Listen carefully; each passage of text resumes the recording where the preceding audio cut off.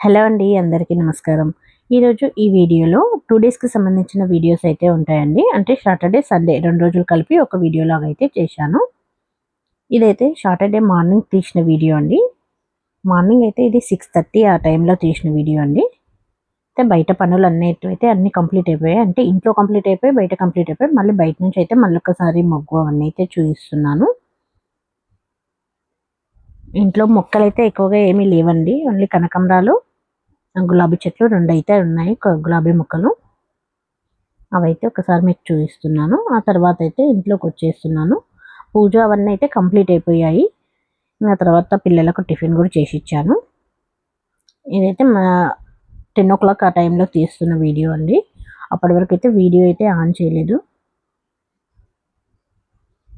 ధనియాల పొడి అయిపోయిందండి. కాబట్టి ధనియాలైతే వేయించుకుంటున్నాను. ధనియాల పౌడర్ కొట్టుకుందామని. మధ్యాహ్నానికైతే పాలకూర పప్పు అయితే చేస్తున్నాను మామిడికాయ వేసి. సాటర్డే, మండే మాత్రం కంపల్సరీ అయితే పప్పు ఉంటుంది. అది పచ్చిమిరపకాయలు వేసి ఏదైనా ఒక ఆకుకూరగాయ వేసి అయితే చేస్తాను. సాటర్డే, మండే 2 రోజులైతే కంపల్సరీ అయితే ఉంటుంది పప్పు. అంటే మిగతా రోజులు కూడా ఉంటుంది. కానీ ఆ రోజు రెడ్ పప్పు అంటే కారం పొడి అది వేసి చేస్తాం కదండి. మండే, సాటర్డే మాత్రం కంపల్సరీ ఆకుకూరగా ఏదైనా పచ్చిమిర్చి అయితే వేసి అయితే చేస్తాను. పప్పుకైతే పెట్టేశాను. అన్నం కూడా చేశాను. ఇంకా కర్రీస్ అయితే ఏం చేయట్లేదు. అవి స్టవ్ పైన పెట్టేసిన తర్వాత ఇప్పుడు మనం ఇంతకు ముందులైతే ధనియాలు వేయించుకున్నాం కదండి. ఇవైతే ఇప్పుడు మిక్సీకి పట్టేయాలి. మిక్సీకి పట్టేసిన తర్వాత కొద్దిగా వేడిగా ఉంటుంది కాబట్టి కొద్దిసేపు అయితే ఒక ప్లేట్లో వేసి కొద్దిసేపు గాలికైతే అలా పెట్టేస్తాను. నేను ధనియాలలో అన్ని మసాలాలు అయితే వేస్తానండి.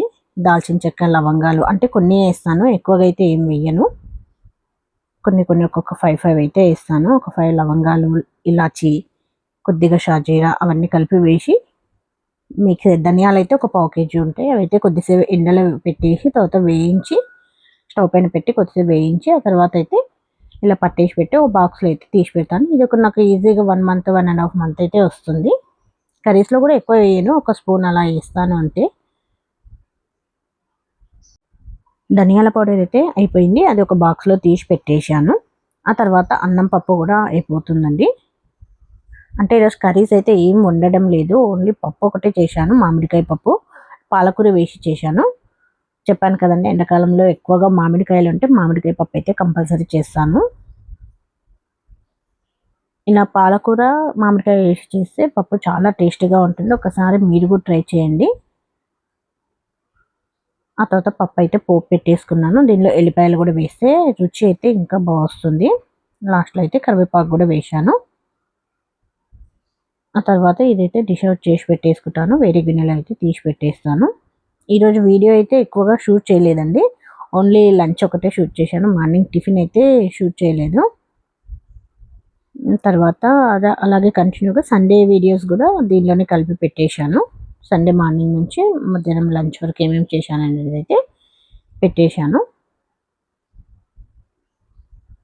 అన్నం, పప్పు అన్నీ కంప్లీట్ అయిపోయాయి. ఆ తర్వాత అప్పడాలు కూడా కాల్చి పెట్టేశాను. నా లంచ్కి అయితే రెడీ అయిపోయింది.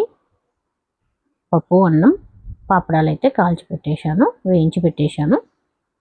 ఇదైతే సాటర్డే వీడియో అండి. ఇది ఇంతవరకు. ఇదైతే సండే మార్నింగ్ 7 ఆ టైంలో తీసిన వీడియో అండి. మార్నింగ్ అయితే పాలు వేడి చేశాను. ఆ తర్వాత అయితే పాలైతే కలిపి ఇచ్చేస్తున్నాను. ఈరోజు సండే కాబట్టి టిఫిన్ అయితే 10:00, 9:30 ఆ టైంలో చేస్తాను.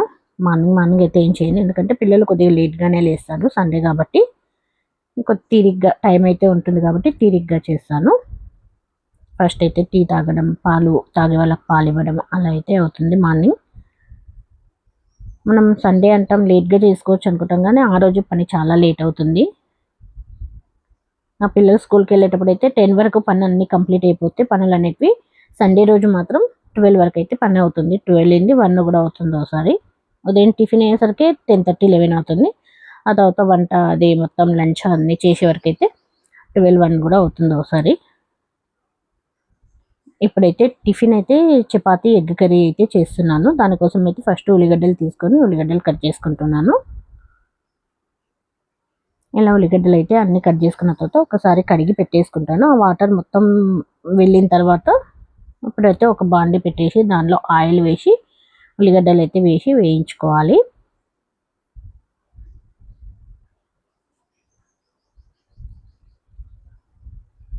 ఇలా ఉల్లిగడ్డలు వేగిన తర్వాత కొద్దిగా పసుపు, అల్లం వెల్లిపాయ పేస్ట్ అయితే వేశాను. తర్వాత ఉప్పు, కారం పొడి, అలాగే ధనియాల పౌడర్ అన్నీ వేసుకున్న తర్వాత ఒక 5 మినిట్స్ సిమ్లో పెట్టి వేయించాలి. అలా కొద్దిగా మగ్గిన తర్వాత ఉప్పు కారం అంతా ఉల్లిగడ్డలకు పట్టుకున్న తర్వాత లాస్ట్లో అయితే ఎగ్స్ అయితే పగలగొట్టి దానిలో వేస్తాను. అంటే మనం అది ఉల్లిగడ్డ మనం ఎగ్ మనం ఎట్లా అయితే వదులుతామో అలాగే ఉండాలంటేనేమో దాన్ని కదపకుండా అలాగే పెట్టేసేయాలి. లేదు మొత్తం బుర్జీలాగా చేసుకోవాలి, ఎగ్ బుర్జీలాగా అంటే వెంబడే కలిపేసేయాలి. ఎగ్ అయితే వేసిన వెంబడే కలిపేసేయాలి. ఒక్కోసారి నేను అలాగే ఎగ్స్ అయితే ఎలా అయితే వేస్తానో ఇప్పుడు ఎలా అయితే వేసానో అలాగే పెట్టేస్తాను. కర్రీ అయితే బాగుంటుంది. ఇలా కూడా ఎలా వేస్తామో అలాగే తీసి ఒక్కొక్కరు ఒక్కొక్క ఎగ్ తీసుకొని తినొచ్చు. లేదు అంటే మొత్తం కలిపేస్తాను ఒకసారి. ఇప్పుడైతే మొత్తం కలిపేసాను, అలాగే అయితే ఏం ఉంచలేదు.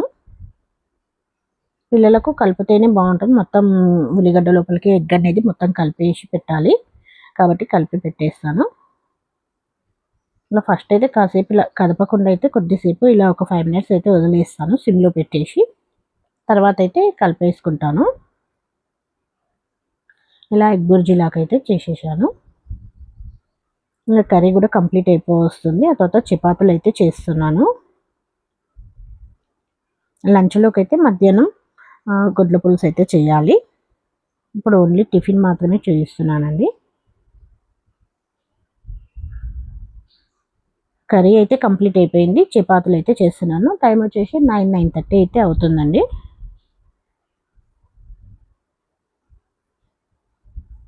చపాతీలకైతే నేను ఆయిల్ వేయను. తక్కువగా ఎప్పుడో ఒకప్పుడైతే ఆయిల్ వేస్తాను. లేదు అంటే చపాతీలు అయిన తర్వాత నేను తింటాను అనుకుంటే నేనైతే నెయ్యి వేసుకుంటాను. ఒక్కోసారి ఎప్పుడో ఒకప్పుడైతే వేసుకుంటాను. లేదు అంటే ఇలా నార్మల్గా పుల్కానే తినేస్తాము. తక్కువగా ఆయిల్ కానీ నెయ్యి కానీ వేసుకోవడం. ఆయిల్ అయితే వేసి అయితే ఏం కాల్చను. ఓకే అండి, థ్యాంక్ యూ.